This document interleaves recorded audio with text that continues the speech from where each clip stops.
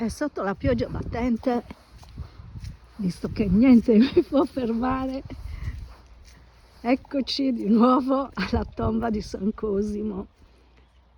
Meraviglia, una delle tombe che io amo.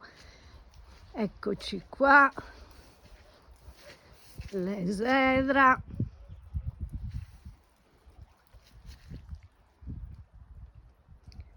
Bellissima, esedra con seduta. Qua abbiamo quello che rimane del selciato. Qua abbiamo due strutture circolari, una, anzi tre, due, guardate che meraviglia. E qua ne abbiamo anche una terza. Focolari, oh, molto belle.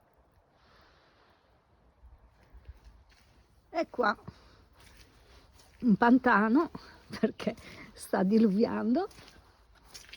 Qua abbiamo l'architrave crollato e poi il vano funerario che è assolutamente pieno d'acqua,